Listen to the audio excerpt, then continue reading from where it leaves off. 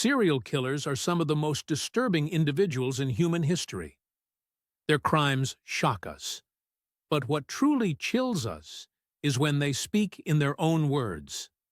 If it was a horrendous crime, why didn't I shoot them between the eyes, cut their penis off, stick it in their mouth, do all kinds of... Like I strolled down the streets and stalked young boys and slaughtered them. But you can't feel any empathy for all those people all the people that you killed. Yeah, it's not there. Today, we're diving into the top 5 serial killer interviews, conversations with some of the most infamous criminals the world has ever known. We'll examine the killers, their crimes, and what these interviews revealed about their twisted minds.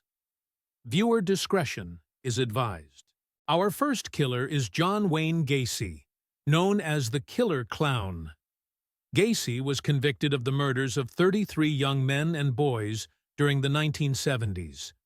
Many of his victims were buried beneath his house in suburban Chicago. In an interview with Walter Jacobson in 1980, Gacy maintained his innocence and claimed the media was framing him as a monster. This is the first time you're speaking publicly about your case. Right. In light of all that has been used against me in the media, they've created this fantasy monster image, and it's been going on for the last 12 years. Fantasy monster image, what are you referring to by that? That I'm a homosexual thrill killer and all that. They painted this image of me like I strolled down the streets and stalked young boys and slaughtered them. You were indicted, convicted, and sentenced on 33 counts of homicide, is that correct? That's correct. The clowning was relaxation for me. I enjoyed entertaining kids, and I enjoyed doing it. This was not used then for a lure to draw kids to you? No. Clowning has taken a bad name because of what they've used in my case. The only thing I ever was sentenced to was a sodomy conviction. He claims that he was sexually abused by me, and it was consensual. This young individual made the charge at me. He was blackmailing. He said, look, I gave you a blowjob. Now you got to pay for this. I said, go see your father. He wasn't getting along with his father, but they came down heavy on me. My dad struck all of his children all the time. The media has called you a homosexual killer. Do you claim homosexuality? No, I would definitely not be homosexual. And I don't deny that I've engaged in sex with males, but that I'm bisexual. My preference is women, and I've been married enough times and have children. I see nothing wrong with it. My dad had conservative values. If you were out after midnight, you were up to no good. If you were out after dark and you didn't leave a phone number, you were up to no good. That's why I tended to go there, just to be the opposite of him. If I wanted to engage in sex, Rossi and Cram were willing to go down on me anytime I wanted to, providing they were given stuff. Now, when the search warrants were effected in your case, they did find an awful lot in the crawl space of your home, did they not? How many bodies were actually located on the property, and where? There was a total of 29 bodies, or 28 bodies. 26, 27 of them under the house. And the rest? One was under the driveway, one was under the garage. The way I've described the rope trick is it's nothing more than a tourniquet. It would cut off the air.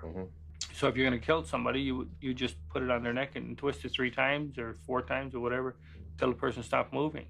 I couldn't get down in the crawl space that easy, and then I had to bum back to begin with. You got to crawl on your belly to move around in the crawl space. There is no way that I could have done any of the digging down. I had enough trouble just getting down there. My encounters were always by happen chance. Somebody's standing there waiting for a bus. Do you give them a ride?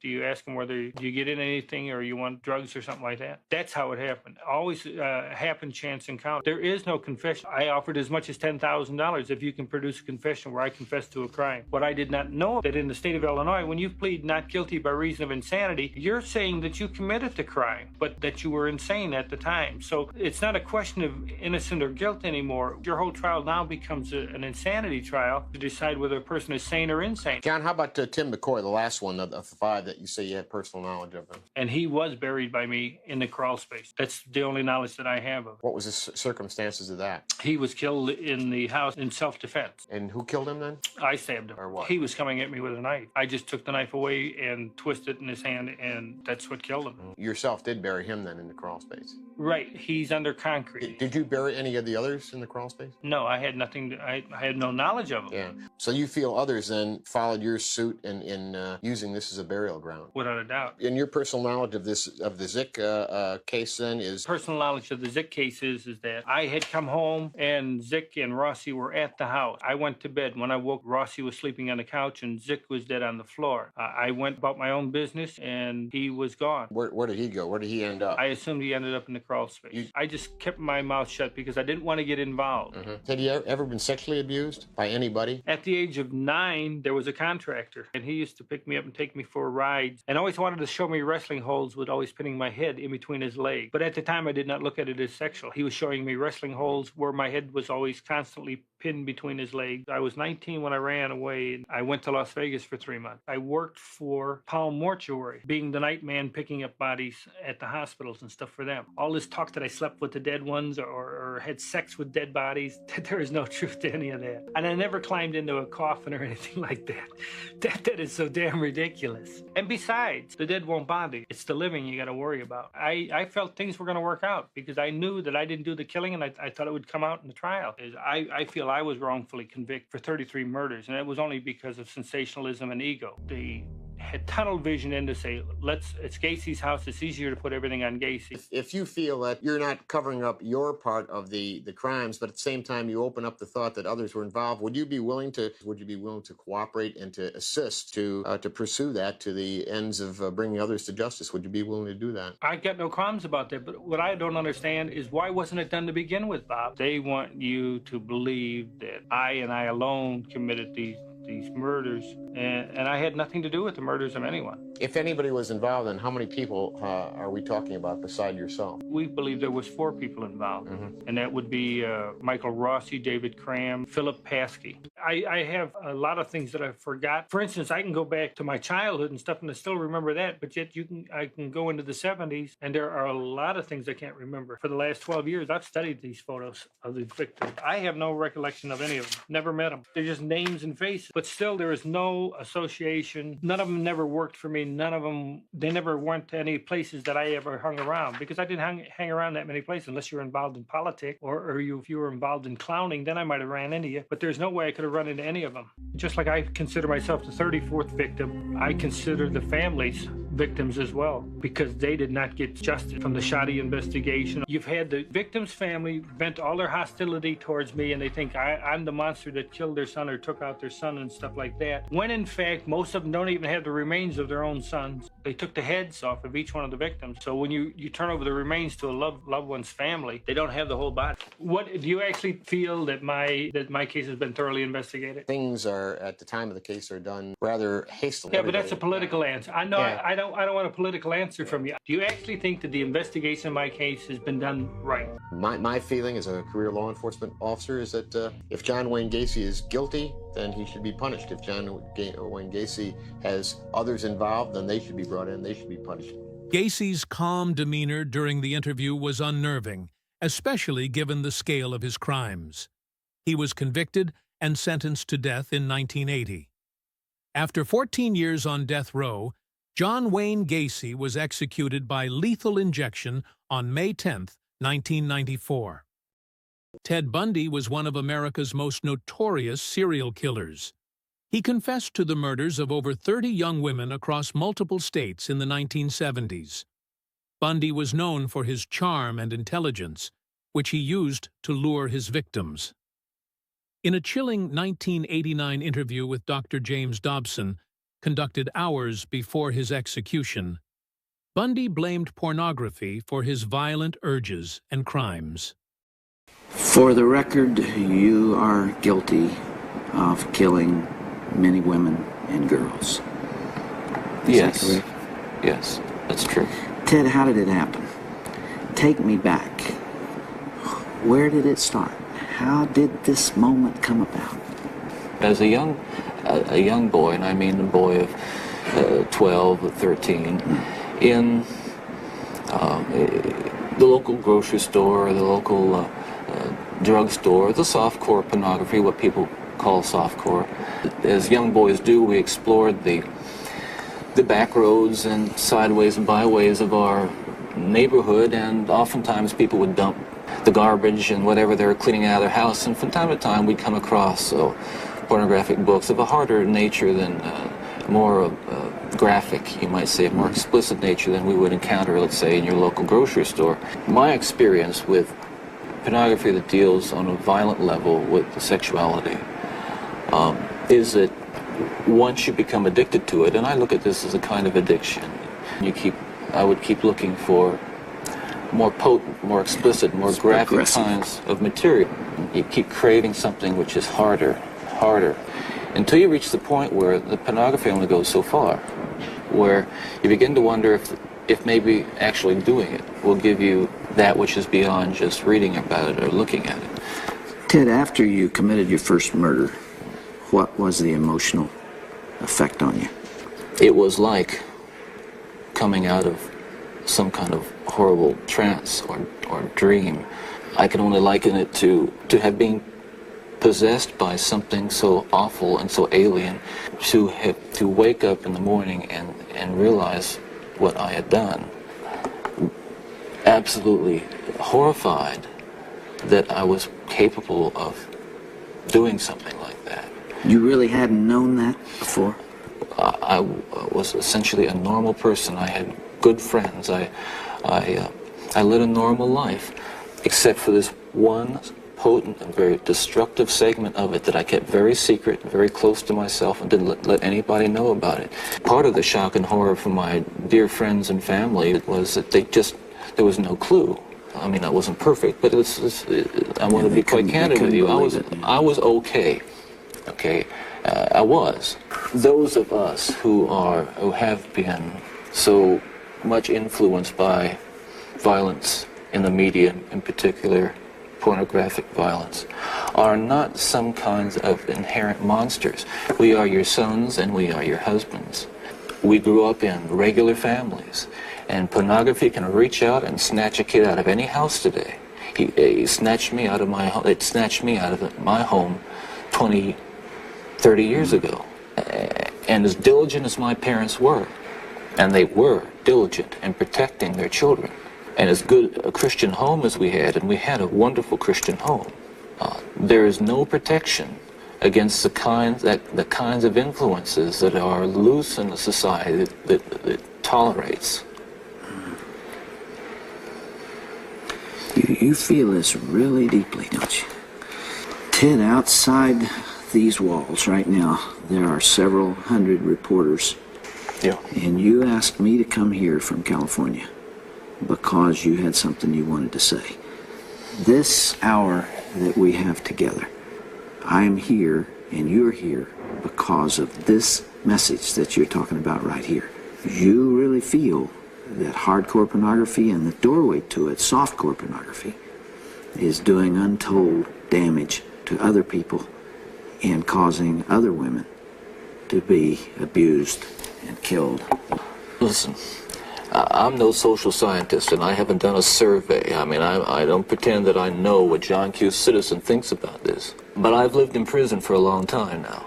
I've met a lot of men who were motivated to commit violence just like me. And without exception, every one of them deeply influenced and consumed by an addiction to pornography. The most common interest among serial killers is pornography. That's true. Ted, what would your life have been like without that influence? Well, I know it would have been far better, not just for me, and it's, excuse me for being so self-centered here. It would have been a lot better for me and lots of other people. A life that would not have involved, I'm absolutely certain, would not have involved this kind of violence that I have committed. Are you thinking about all those victims out there and their families who are so wounded, years later, their lives have not returned to normal. They will never return to normal. Are you carrying that load, that weight? Is the remorse there?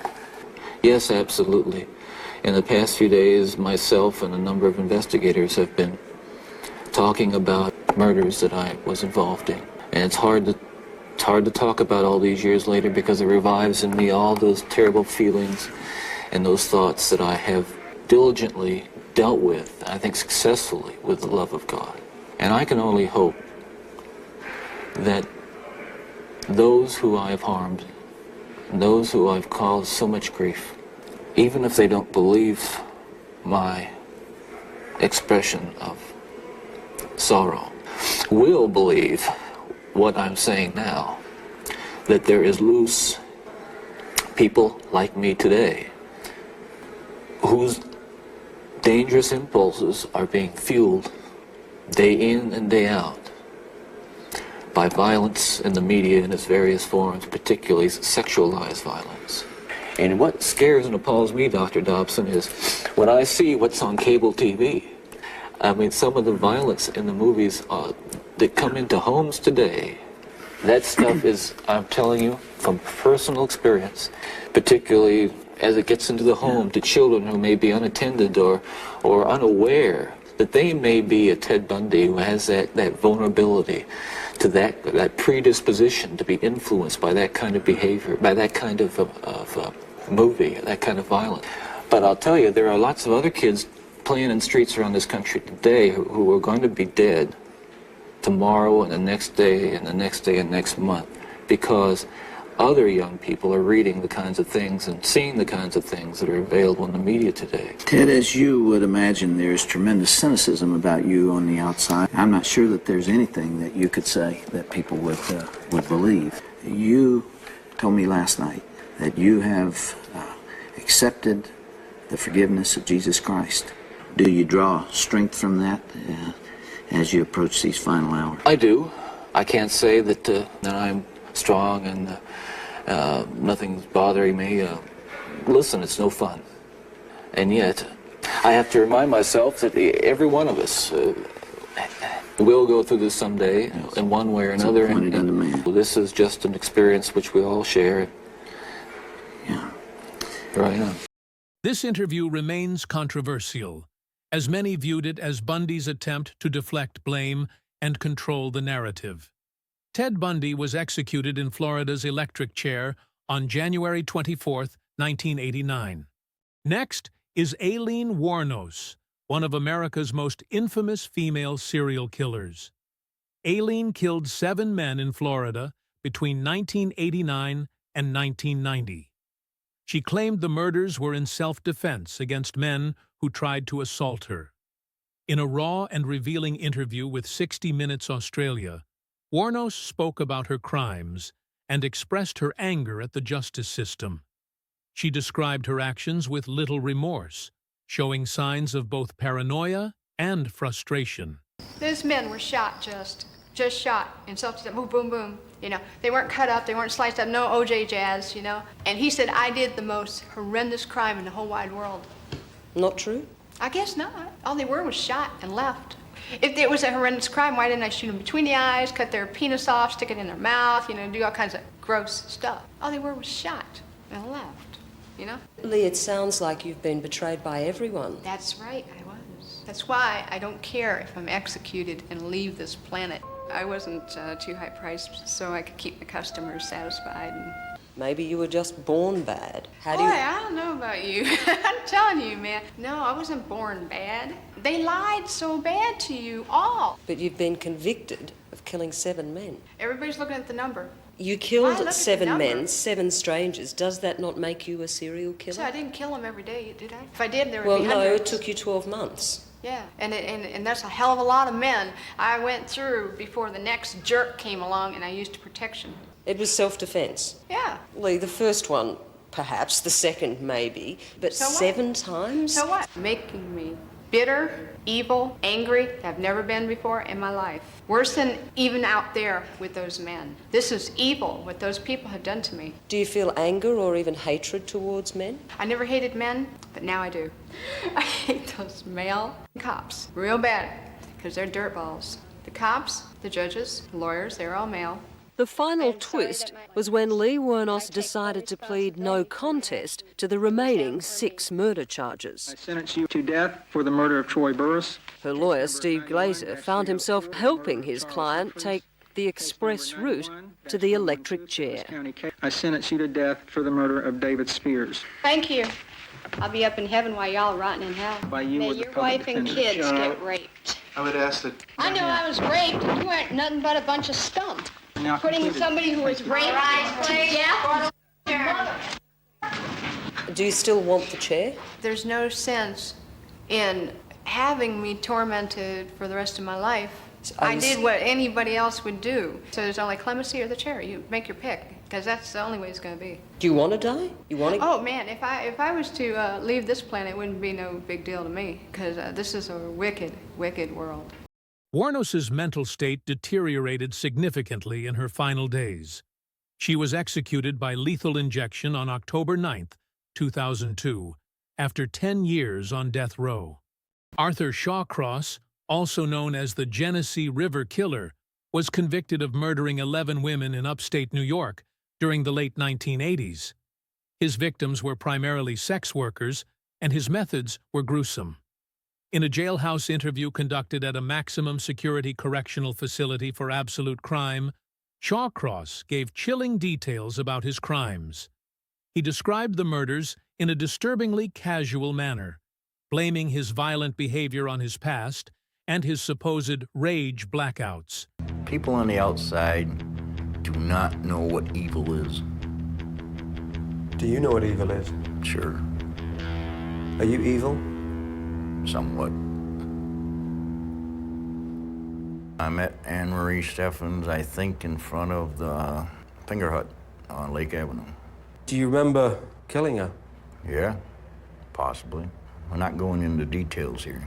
How did you kill her? Probably strangulation. How do you know when they're dead? I don't know, just do. More or less after they just relax. It only takes about 4 minutes, probably. 4 minutes? Sometimes less than that. She used to live in my house, or my apartment. Was she a friend? She was, till she started stealing stuff out of the house. I asked her, why are you stealing? And she said, she needed money. And I said, you have a bank account. I was paying her $4.25 an hour just to clean the apartment. So she was thieving from you? She was taken from me and my wife, Rose. Does that warrant killing her? Huh? Does that warrant killing her? Well, to me it did. She was found with her head removed. That's right. How did that happen? Easy, you just pick it up and move it. What, you just pull the head off? Yeah, it was already off. That was a fit of anger. You know, we spent a day down Turning Point Park, you know, feeding the ducks and walking around and we were making out. Then she just flipped, you know, jumped up, says, I'm going to scream, I'm going to tell the cops. I snapped her neck. Stayed there all day until dark. Then split her open from her neck to her groin. I didn't go all the way deep into the stomach area, just split her open. I don't know why. How did June Cicero die? How did you kill her? Strangled her, mostly my left hand. Well, so you strangled them with just one hand? Right there, pressure point. And there was no cars coming, and I just opened the door and pushed her out. She went over the bridge, knocked some snow down, and went down in the water. And he just closed the door and kept going. And as I was driving to Spencerport, the helicopter was flying above me. It didn't dawn on me what was going on. But the body of June Cicero was found very close to where you were on the bridge. Yeah, that was just down the road away. I had forgot she was there. What did you do to young Karen Hill? I ain't saying. I told you I wouldn't talk about that. I wasn't talking about anything that happened in Watertown. Why did you confess to it? Why? I just got tired of it after 14, 16 hours later. Tired of what? All what was coming at me. I just couldn't handle it. What did your mother do? My mother gave me oral sex. She performed oral sex on me for several years. Then when I was 14 years old, I did intercourse, and I ran away. I put a note on my pillow in my bedroom. I'm going to Syracuse, and I turned around and went to Canada. I just didn't want to go home. Because you were being abused? Yes, sir, I was. Your mom has obviously denied that anything like that happened. Everyone would. Can you picture what would happen to a person if she admitted she did shit like that to me? I mean, they've said, you know, ask Arthur Shawcross, say, well, there was no sexual abuse when you were younger. How'd they know? I know, because I was there.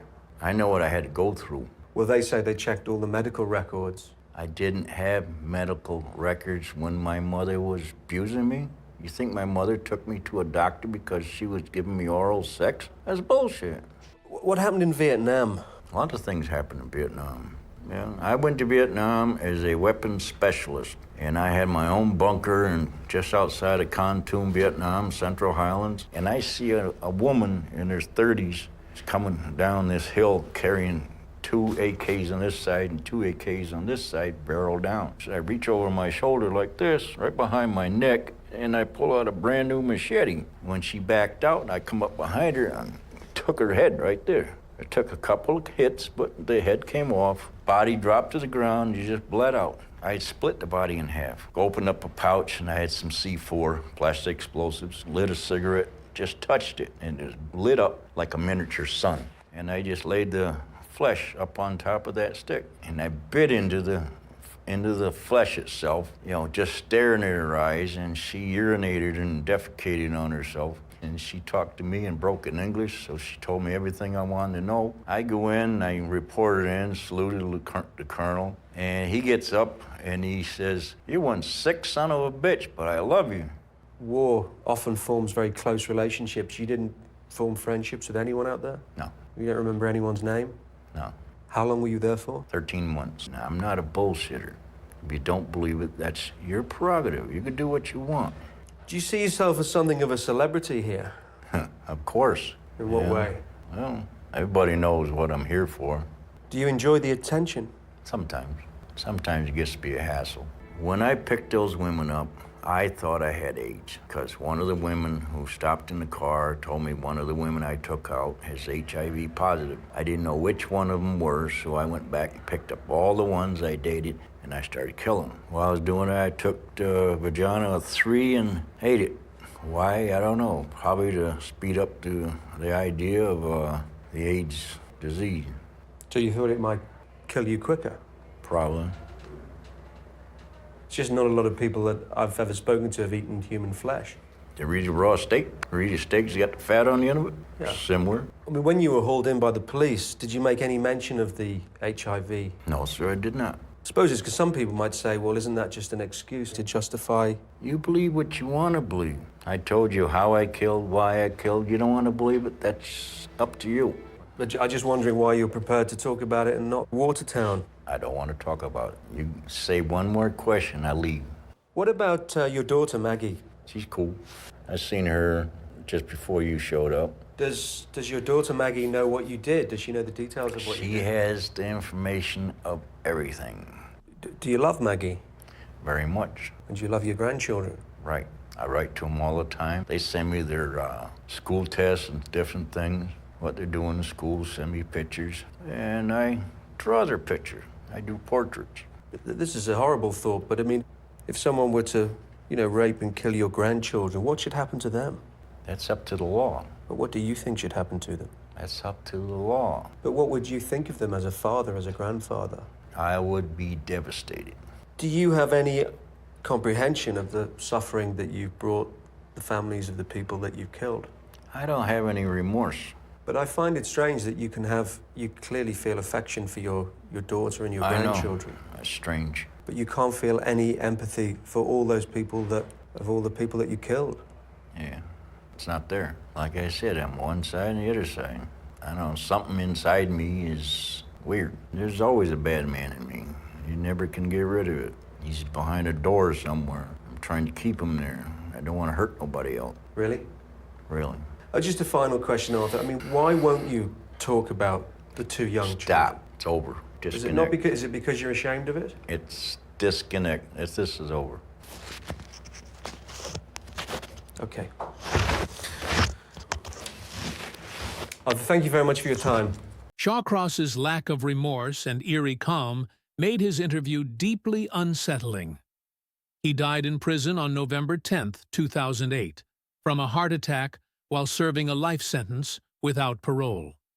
Finally, we have Jeffrey Dahmer, one of the most infamous and disturbing serial killers in history. Dahmer was convicted of murdering and dismembering 17 young men and boys between 1978 and 1991. His crimes included necrophilia and cannibalism. In a 1993 interview with Inside Edition, Dahmer admitted to his horrific acts and claimed he committed the murders to satisfy his twisted desires for control and companionship.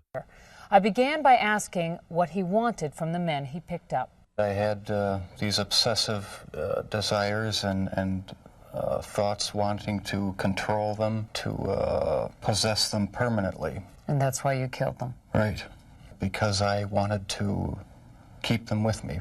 And as my obsession grew, I was saving body parts such as skulls and skeletons. It's a process. It doesn't happen overnight. When you depersonalize another person and view them as just an object for pleasure instead of a living, breathing human being, it seems to make it easier to do things you shouldn't do. You do sound, though, like the kind of person who could have said to himself, "This is wrong.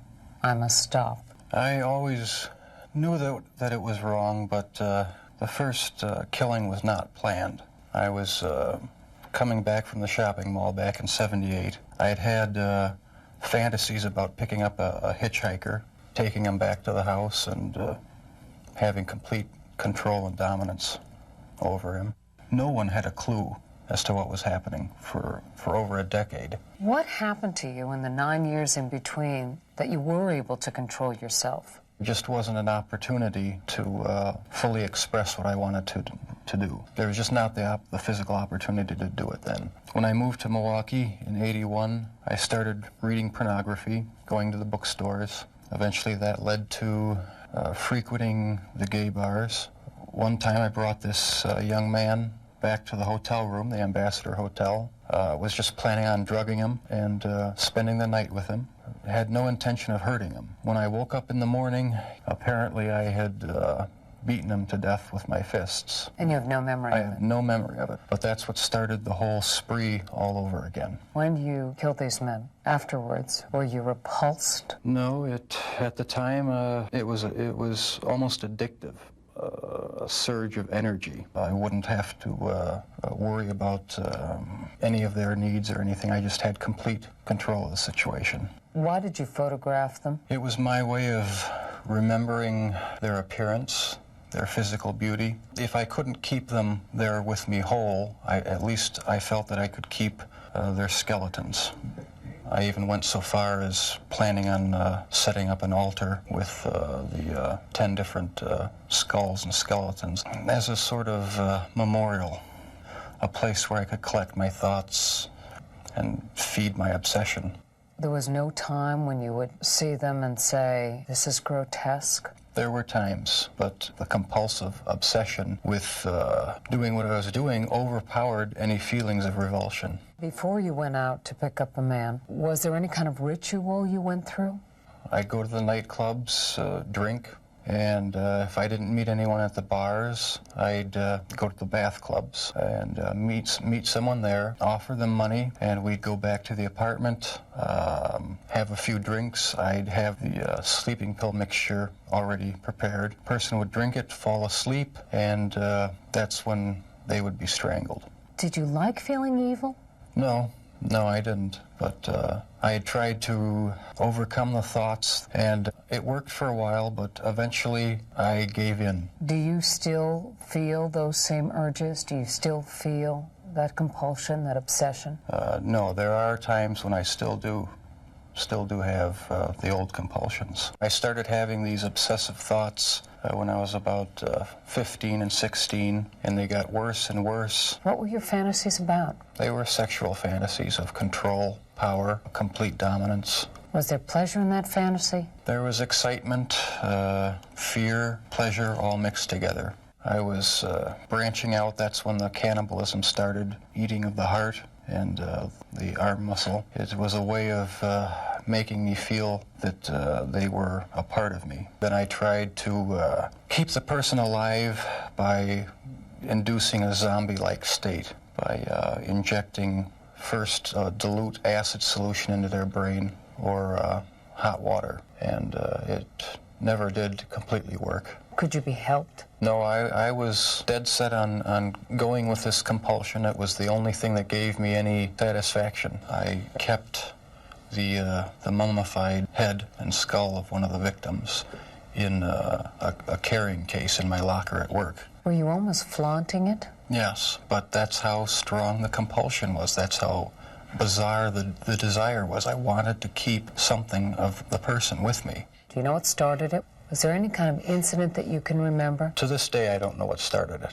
The person to blame is sitting right across from you. That's the only person. Not parents, not society, not pornography. I mean, those are just excuses. What was the turning point for you that made you suddenly realize that you had done something terribly wrong? The night of the arrest. I have no memory of what happened during the 6 hours before the last victim ran out of the apartment. I heard a knock on the door, and the police were there with the last victim. They asked me where the key was to the handcuffs. My mind was in a haze. I sort of pointed to the bedroom, and that's where they found the pictures. I was handcuffed.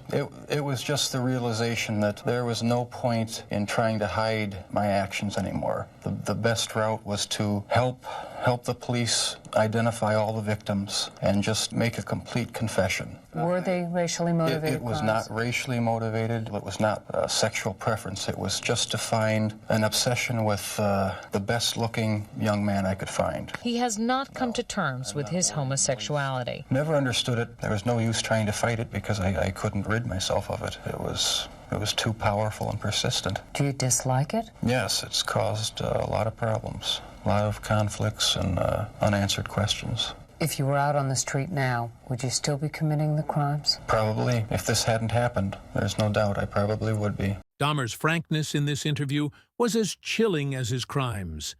He was beaten to death by a fellow inmate on November 28, 1994, while serving 16 life sentences in prison. These interviews offer a disturbing glimpse into the minds of some of the most infamous killers in history. They remind us of the darkness some people are capable of, and the devastating impact of their crimes on countless lives. If you found this video insightful, please like, share, and subscribe for more true crime content. Thank you for watching, and stay safe.